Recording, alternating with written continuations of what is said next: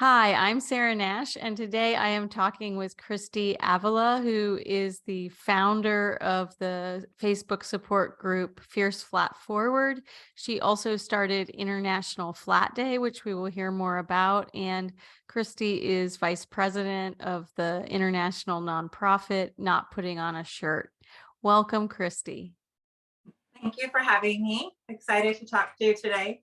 Thank you. And thank you for all the work that you've done that has inspired me and many thousands of women to make decisions about our health and our bodies.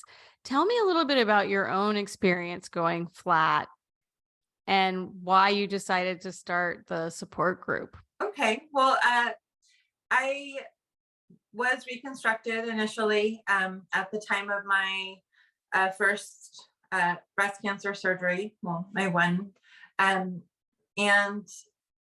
at that time, I didn't really know anything about implants and, trusted my doctors and moved forward to have a double mastectomy. Symmetry was important, and I also had some suspicious things going on in my healthy breast, as they called it.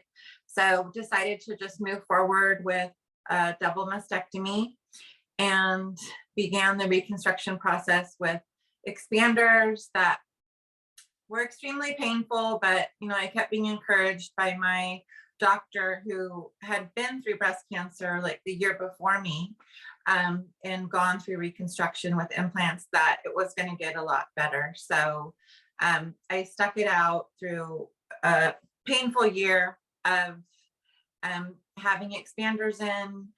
I then had implants placed, and over time, the side that had gone through radiation started to get tighter and rise.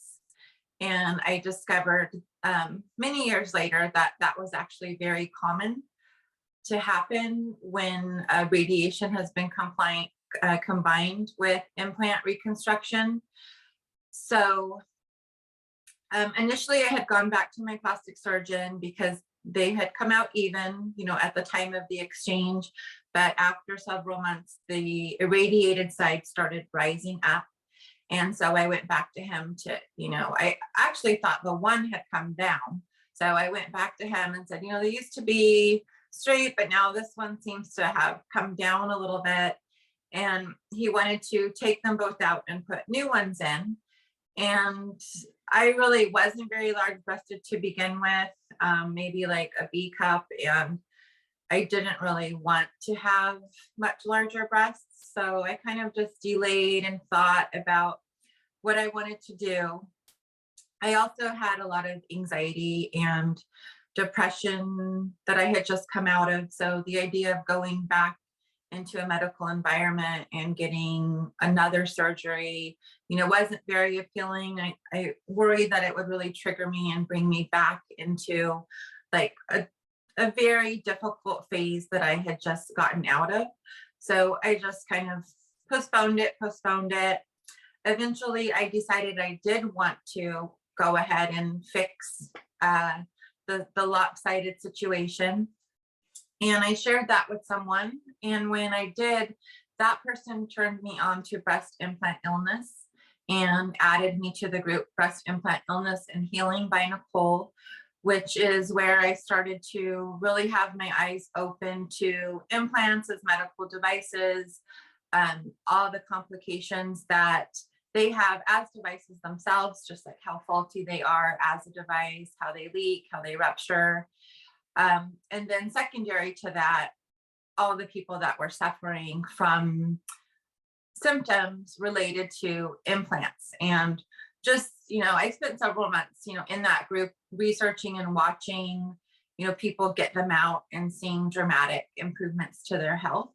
So I started to research flat at that point because I realized I didn't want to keep them in and I didn't want to get new ones based on what I had learned.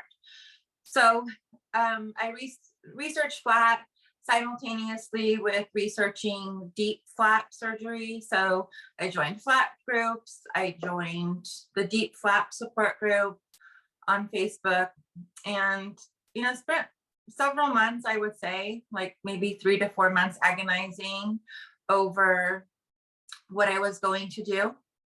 And I got very inspired in the groups by seeing different women.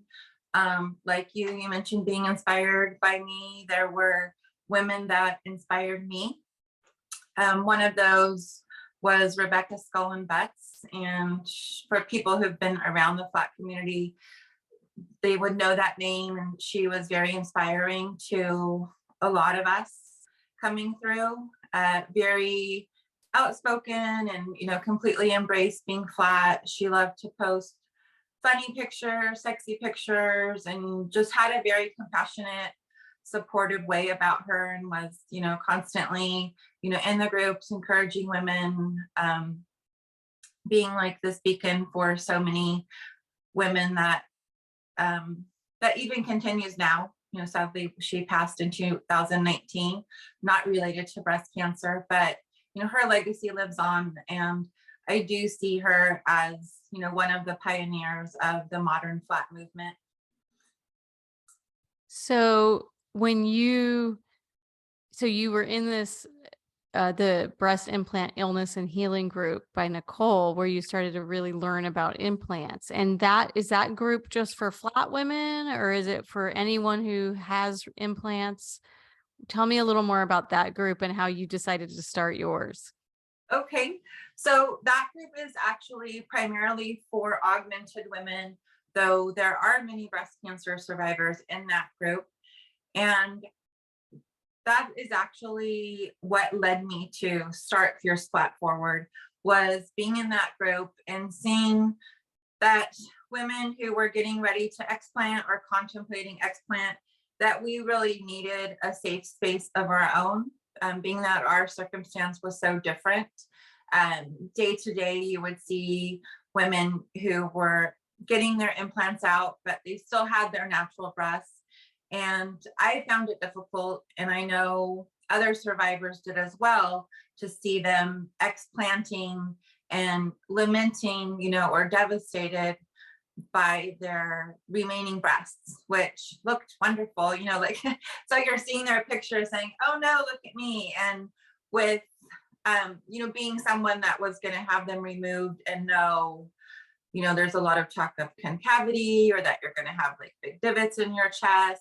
So it's really terrifying, when you are constantly hearing that. That's a very common line too from the surgeons. Well, you don't want to do that because you're going to be concave, which not saying that some people aren't, but I really think that happens, not very often to the degree like of what we envision. Like, sure, at first people are a little bit concave because your body is naturally filling in that space that was once occupied by the implants. And then another thing that happens is with your surgical drains in, your skin is actually being like suctioned in. And I remember when first getting my implants out, and taking my first shower and just seeing my look like two like upside down cereal bowls like in my chest. And I just shouted out, no, mother effers, just so pissed that I was going through that trauma, that wishing if I had gone straight to flat, if I had been more informed, I wouldn't be experiencing that. Like, I would have a better outcome, a better flat outcome, that I wouldn't be, pulled back into this, muck of surgery and losing my breasts. Though this time, they weren't technically breasts, but in my mind, it was some semblance of breasts, even though they were wonky and painful. That was wow, I wish I could have just gone through this once and not be kind of reliving this trauma. And, the experiences, brought up a lot of memories of the diagnosis and the initial, terror that came with it. They thought I was stage 4 at my initial diagnosis. So my body and just my whole self just filled with that terror again, because I was, kind of reliving and rethinking about that time and what I had gone through before. So it was a very difficult time, getting the implants out. I had decided, as I mentioned, I had been researching in the deep flap group and seeing what that surgery entailed and the amount of, pain and suffering that women were going through, on the regular in that group, really fueled my fire for advocating for flap. I think it was that group particularly that somehow just pushed me over the edge, that when I saw what women were going through, and especially that they often go through it before their stage is even known. So like at the time of the initial cancer surgery, they will do deep flap immediately. And often they don't know the stage yet at the surgery. So the fact that women were going through this who may find out they're stage 4 and don't have very long to live necessarily, and have a year, maybe 6 months to a year to recover from this surgery, and to completely be unaware of that, what's involved, and, how that the recovery can actually delay their treatment. That was another thing that was very upsetting, because many women, it was discovered, yes, this is very advanced, you need chemo right away.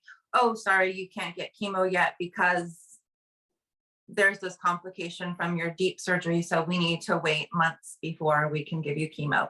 So the fact that what a woman was going to end up looking like after versus saving her life and making sure everything possible was done to take care of the cancer and save her life, that was secondary, just was so upsetting. And I just, like I said, I just kind of had this fire lit in me that this is so wrong. Like, this is so wrong. And on top of the implants and seeing them moldy, which one of mine turns out that it was growing a toxic black mold that's actually a deadly mold called Aspergillus niger. That unbeknownst to me, one of my implants was growing that. I was also to have the most serious strain of common staph infection at the time of my explant. And then seeing all the women, go from looking like death to 24 hours later, once the implants came out, like being full of color and reporting all these immediate changes. And having then at that point experienced that myself, like a lot of things that I attributed to my treatment, seeing them resolve, or things I didn't even realize that were wrong, like just subtle things that it was like, oh, that's not happening anymore. Oh, I'm not feeling that anymore. And just like these surprises, these pleasant surprises of ways my health was immediately improving. And I kind of want to go back really quickly to why I started to my group in particular. So I think it was actually before I explanted that I started my group. So I had my surgery scheduled, and just as I said, in the breast implant and illness and healing group, I saw that need for survivors to have that space, that they could post their picture, that they could show, what they looked like, after explanting and through their recovery.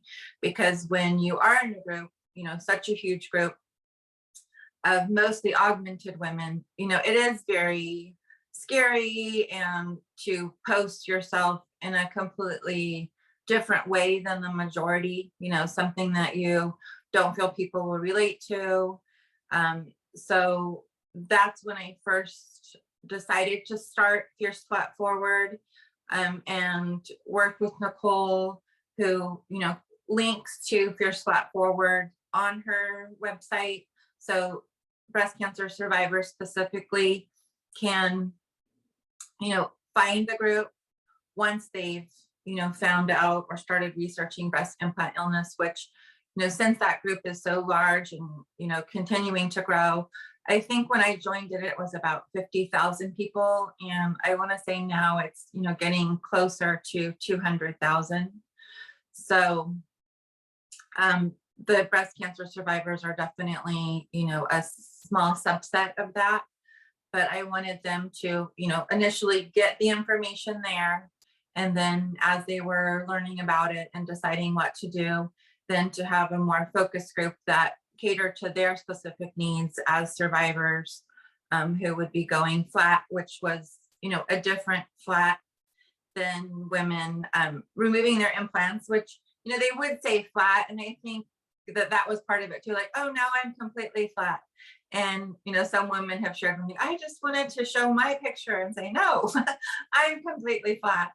So that's how the group got started, was primarily to educate women about implants, women that had them, and that they needed to get them out. Well, in my view, that for their health, if that's a priority to them, that they should move towards getting them out. And then kind of a side note to that, or a bonus to that, would be having newly diagnosed women bypass reconstruction altogether, like see our stories, hear our experiences with reconstruction, and then just decide, okay, that I'm not going to go through that, or I don't really want to take those risks. Because so many of us who did go through reconstruction felt very uninformed about the risks until later. Like once we learned everything, we felt very, sometimes betrayed by our medical team, sometimes just dumbfounded about what we didn't know. I, know a lot of us at some phase of the journey will carry, a lot of shame and guilt, and, beat ourselves up over not having educated ourselves more, not having done more research on our own. But I always say that it's very natural that we trusted our medical team, because why wouldn't we? We're not the professionals, we're not dealing with these things day in and day out. So, and when we're in the midst of a cancer diagnosis, like that's where our mind is. That's what we're researching and thinking about. So just to kind of let that go, that we weren't in the space, and even that we didn't see a need to research on our own, because we trusted that what was in our best interest is what we were being directed to do. So in that time, sorry, go ahead. Well, I was just wondering, are you struck by just how many women you have met and learned about over the years who have had similar experiences? Like when you started the group, did you have any idea that so many women had been harmed by breast reconstruction? I think I did, because of Nicole's group. So being that group was so huge, and I was, like I said, spent several months researching there, like I saw how prevalent a problem it was. It led me to, research all the way back into the 90s, when Dow Corning lost a lawsuit to over like 250,000 women from being harmed by implants. So, and that was all the way back to the 90s. I learned about the ban on silicone implants. That was an 11-year ban from the late 90s to mid 2000s. So I have, come into a lot of information that, yeah, I knew that they were like a real problem, and that women had been suffering from them for decades, and that nothing had been really being done about it. So yeah, at the time I started my group, I did know. And I think that's why I really wanted to start the group, because I wanted more women to know. And then, as I was saying, like a bonus was going to be getting women to never go through it. And now that the group has grown, like you said, it's getting close to 10,000 women. And I had done a poll not long ago where I found out like close to 80% of those are women who went straight to flat at this point. So I was really shocked by that, because in my mind, it was still primarily for reconstructed women and educating them. And so when I saw those results, I was like, wow, like 80% now have gone straight to flat. So I did a follow-up poll to find out, well, when did that happen? And again, it was, over 80%, I think around 85 to 90% had done so like just in the past few years. And the group will be approaching its 4-year anniversary in March. So to see that really blew me away, that, just in those past few years, like a lot of people had found the group, seen our stories, read posts about my personal story and other people's comments and posts about what they went through, and then just made the decision, I'm fine to go flat. I'm going to just embrace being flat. So it's really, incredible to me that like what I just saw as like a hope of what it might lead to is actually what now has become the reality, and the makeup of the group is, so much, so many women that have gone straight to flat. For being such an influential person, Christy, you are also a very humble person. And I guess I would like to bring up your cancer reoccurrence, because you were talking about the woman who inspired you and her legacy. And I wasn't planning on crying, but like, this is your legacy, right? Like this, did you know this was going to be your legacy when you started it? Like, did you have any idea how much of your life force you were going to give to this set of issues? I don't think I really did know the specifics of it. I remember, which now I look back and think is kind of weird, like that I had that mindset. Like I just kind of look back and go, who was that? like, so I'll explain what I mean by that. Is it's just surprising that that was my initial thoughts when I was first diagnosed. But I remember when I just had this like calm about me, though I had like a knife in my heart. Like, my son was just about to turn 3 and they told me I was stage 4. So it was like very painful. And at the same time, I remember, meeting with the oncologist, and this might have been before I knew I was stage 4, but, her apologizing, for what I'm going through and about my diagnosis.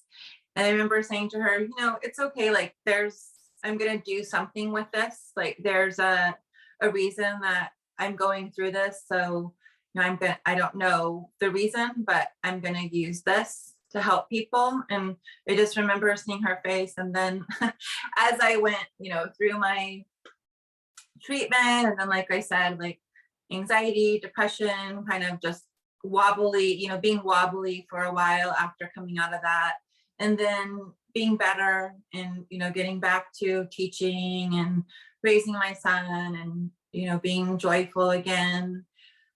I remember like always having this guilty feeling that, oh, I'm actually not doing anything. Like I went through all that and I'm not helping anyone. I'm not using it to do anything good. Like I promised I would, like I promised myself I would. I thought that was the reason, but then it was just like nothing was happening with it. So it wasn't until after,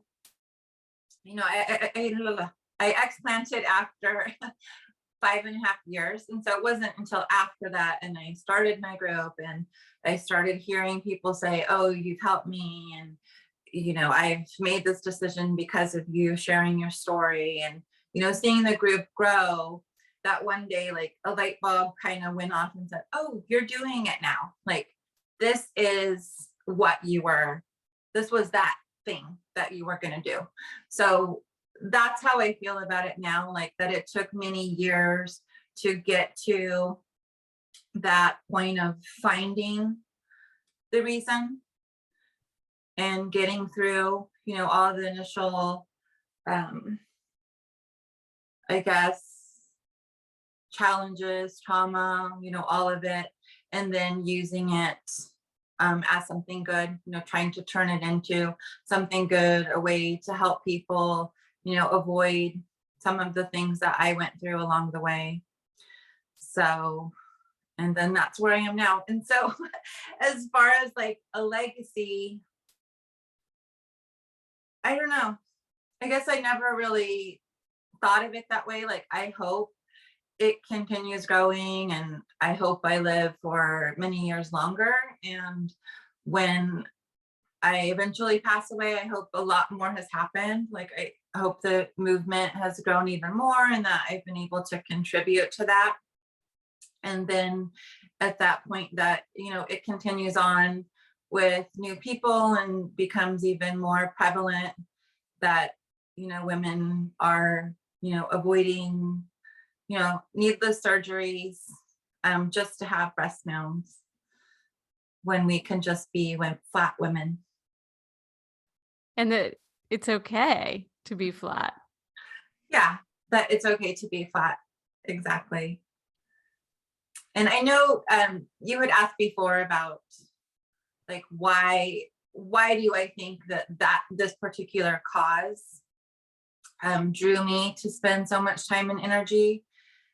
And I think like all my life I kind of not fit into the norm. Like as a little girl, I was very much a tomboy and like to be dirty and play in trees and not do necessarily girly things. And then as I became a young adult and got older again, like I wasn't really into fashion and being like dressing a certain way to attract attention and things like that. I always would see like, oh, women are being brainwashed and we're told we should look like this, and just kind of having this very like rebellious spirit to me against society and how things should be, or what it means to be male, what it means to be female. So I always already had that kind of angst, I guess, about programming. And so the extent of what women were going through to fit into that just was like one more something, another thing being added to the pile of just more nonsense, I guess, is how I saw it, where it was just like piled on, piled on, piled on. And then like when it was connected to ill health and being taken physically because of their health away from raising their children. I met many people that were like bedridden and felt like they missed raising their children because of their implants. So seeing women being taken from their children, their family, friends, because of these expectations of what they needed to maintain, it's just kind of like was one more thing being piled on that was just like, I'm just gonna like bust out of this pile and just say like, no, this is enough. We're not doing this. We don't need to do this. And that's where I am. And so tell me a bit about where International Flat Day comes into the picture. When did you started it? When did that start? And what is it? So International Flat Day started in 2019 was the first one. And there was another day, I think started by the breast implant illness community, which, kind of primarily began with Nicole's group. And it was called Breast Implant Illness Awareness Day. That's on February 13th. And I had met a fellow survivor in that group. Her name is Robin Tout, and she's a big advocate against implants. And she brought up the idea, hey, why don't we do a national flat day, like the breast implant illness day, but we'll have National Flat Day. And I remember being on the phone with her and I said, that's great, but let's make it international. Because, in Nicole's group and in my group, I had already started seeing like this is a worldwide problem. Like many countries have implants and have survivors with implants. So I said, okay, let's make it international. And then from that point, I kind of began to like spearhead International Flat Day and promote it with the help of others. And then this year will be the 5th International Flat Day. So that's really exciting that it's already going to be the 5th one. It feels just like yesterday that we had that idea and decided to begin promoting it.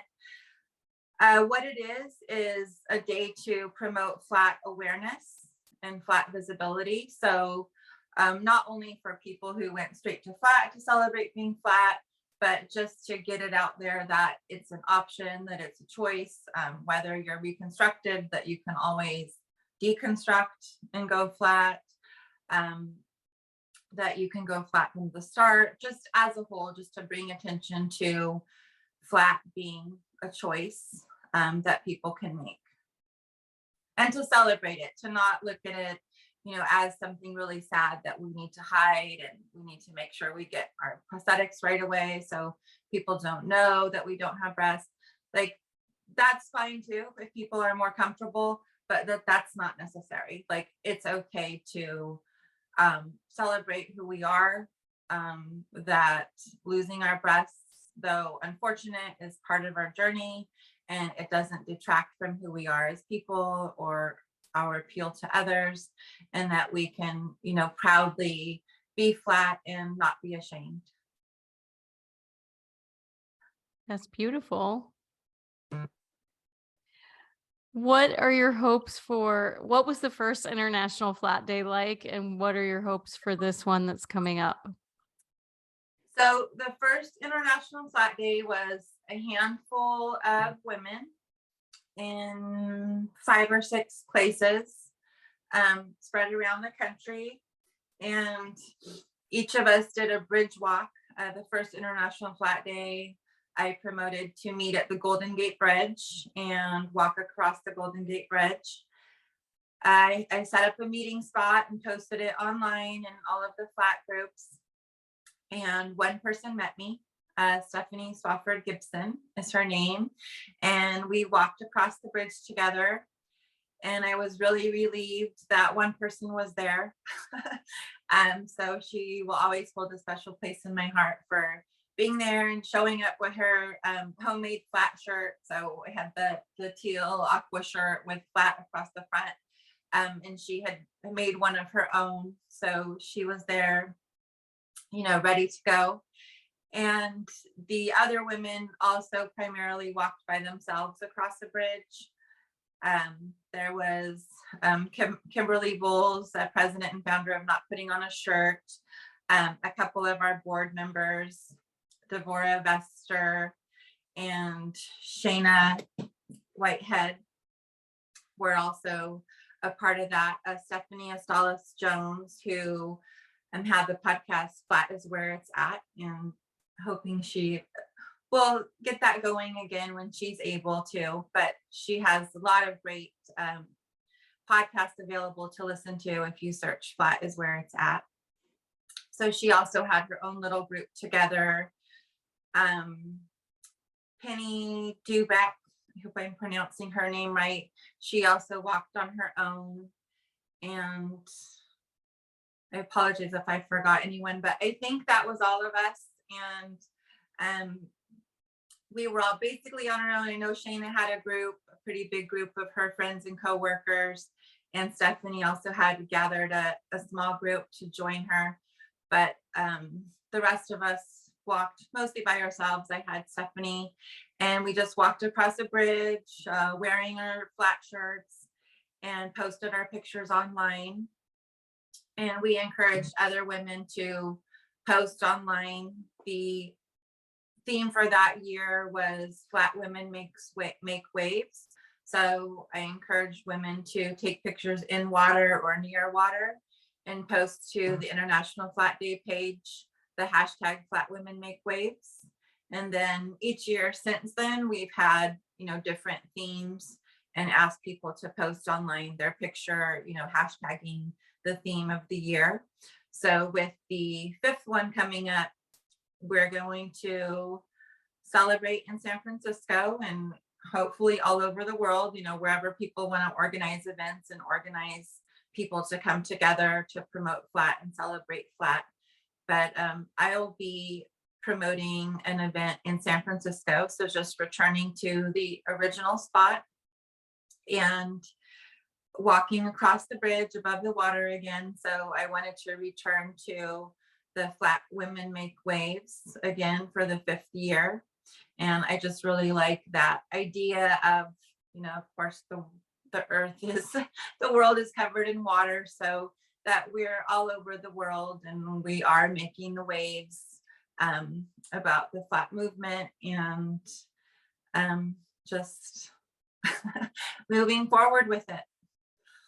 So my hope for this year is that the 2 of us that walked across the bridge are accompanied by, I don't I don't know how many might come, but if it was, in the hundreds, that would be awesome. But I know there's going to be more than 2. And even that feels great.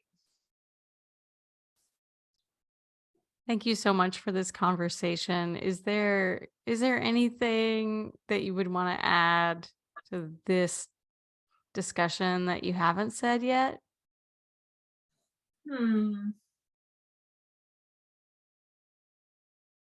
Let's see. I think just to know that sharing your story is very powerful. I think, a lot of this isn't easy. A lot of what some of us have gone through, isn't easy, but to never underestimate the power of being open to share your story because it helps so many people. And you may think, it won't really make a difference or it's already out there, but every one of us that adds our voice makes a difference. And there's a quote I sometimes repeat post to my group that says, it takes 1,000 voices to tell a single story. And I really love that. And to see, like, now I can say when new women join the group and say, oh, I'm thinking about implants, I can literally say, thousands of us had implants that caused us problems and we got them out. And that's very powerful, that, power in numbers, the idea of that. So I think just to encourage everyone to add their voices, even if it wasn't a sad story of implant reconstruction, if it was a happy story of going straight to flat and how well you adjusted and how comfortable you are, that's an important story too. So just to speak up and, add your voice to the 1,000 voices so we can continue telling our single story.